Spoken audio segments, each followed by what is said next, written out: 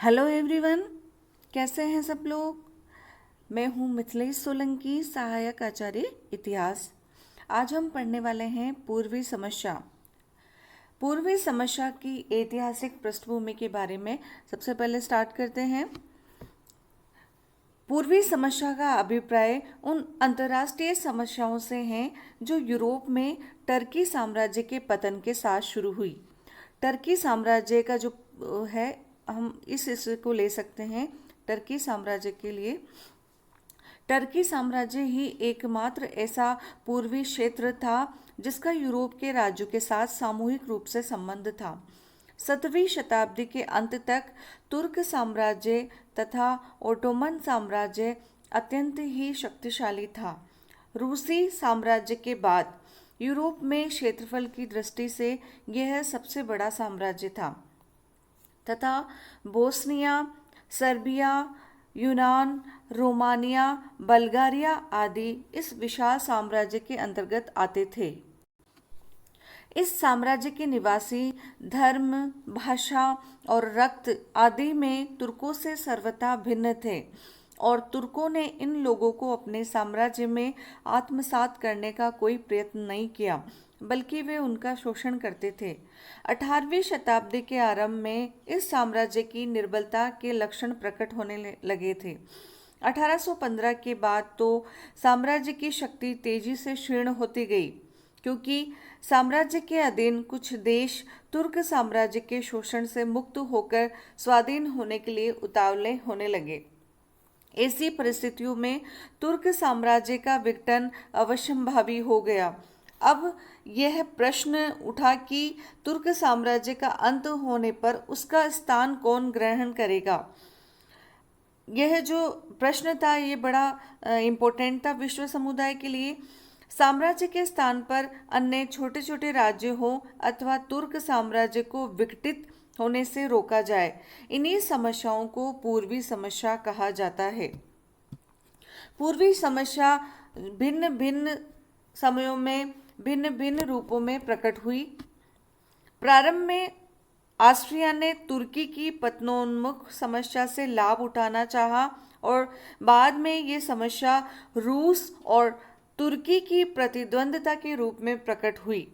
1820 के बाद जब यह बात स्पष्ट हो गई कि रूस तुर्की की साम्राज्य की निर्बलता का लाभ उठाकर उसे हड़पना चाहता है, तब इंग्लैंड, ऑस्ट्रिया और फ्रांस भी अपने हितों के लिए इस समस्या में कूद पड़े। इस प्रकार यह एक अंतर्राष्ट्रीय समस्या बन गई। पूर्वी समस्या के प्रति यूरोपीय महाशक्तियों के भिन्न भिन्न हित तथा उनकी भिन्न भिन्न नीतियां रही। अतः सर्वप्रथम हम इन यूरोपीय महाशक्तियों के हितों और उनकी नीतियों का उल्लेख करते हैं।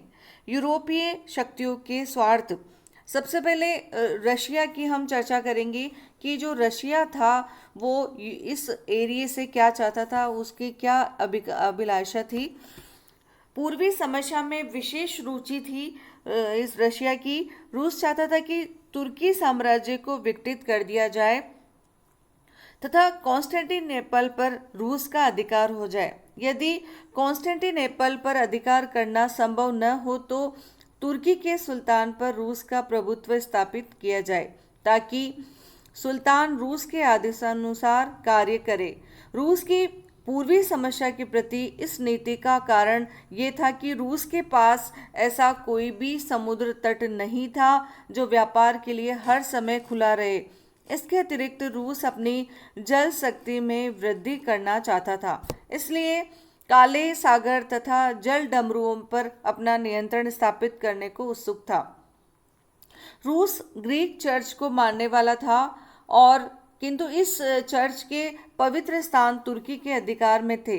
अतः रूस इन पवित्र स्थानों को अपने संरक्षण में भी लेना चाहता था। बाल्कन प्रायद्वीप में स्लाव जाति के लोग अधिक थे तथा बाल्कन रूस का पड़ोसी भी था, इसलिए धर्म, भाषा और जाति की एकरूपता के कारण जो निवासियों का सांस्कृतिक संबंध इनसे मिलता था। इन सभी कारणों से रूस ने तुर्की सुल्तान से उसकी निर्बलता का लाभ उठाकर अनेक सुविधाएं प्राप्त कर ली। 18वीं शताब्दी के अंत तक रूस तुर्की साम्राज्य की ओर निरंतर बढ़ता रहा तथा साम्राज्य को कमजोर बनाता रहा। इंग्लैंड। पूर्वी समस्या में इंग्लैंड की रुचि के मुख्य दो कारण कह सकते हैं। प्रथम, इंग्लैंड को इस बात का भय था कि तुर्क साम्राज्य पर रूस का प्रभुत्व हो जाने से उसके एशियाई साम्राज्य की सुरक्षा को खतरा उत्पन्न हो जाएगा। दूसरा, इंग्लैंड अपने व्यापारिक हितों के कारण भी तुर्की साम्राज्य को बनाए रखना चाहता था। ऑस्ट्रिया। पूर्वी समस्या में सबसे अधिक रुचि रखने वाला देश ऑस्ट्रिया था। ऑस्ट्रिया का देश चारों ओर से जो था वो घिरा हुआ था, इसलिए ऑस्ट्रिया को समुद्र तक पहुंचने का मार्ग चाहिए था, जो उसे तुर्की साम्राज्य से ही प्राप्त हो सकता था। इससे न केवल उसे व्यापारिक लाभ था, बल्कि उसे अपने साम्राज्य के विस्तार में आसानी हो जाती। फ्रांस। पूर्वी समस्या में फ्रांस की जो रुचि थी वह राजनीतिक न होकर धार्मिक एवं व्यापारिक थी। तुर्की फ्रांस का पुराना मित्र था, इसलिए फ्रांस को तुर्की साम्राज्य में विशेष व्यापारिक सुविधाएं प्राप्त थी। फ्रांस की धार्मिक रुचि ये भी थी कि वह बहुत पहले से वहां के रोमन कैथोलिकों का संरक्षक था। जर्मनी। पूर्वी समस्या में जर्मनी की केवल एकमात्र रुचि ये थी कि वह इस क्षेत्र में रेल लाइन बनाना चाहता था ताकि उसके व्यापार का विस्तार हो सके। वस्तुतः यूरोपीय महाशक्तियों के पारस्परिक स्वार्थों तथा टर्की साम्राज्य की पतनोन्मुख स्थिति के कारण ही पूर्वी समस्या उत्पन्न हुई। इस समस्या को एक गठिया रोग की संज्ञा दी जाती है, जो कभी टांगों को तो कभी हाथों को असक्त करता रहता है। इस समस्या की व्याख्या करते हुए जॉन मॉर्ले ने लिखा है कि परस्पर विरोधी जातियों, धर्मों एवं स्वार्थों से उत्पन्न जटिल, असाध्य एवं परिवर्तनशील समस्या को ही पूर्वी समस्या के नाम से जाना जाता है।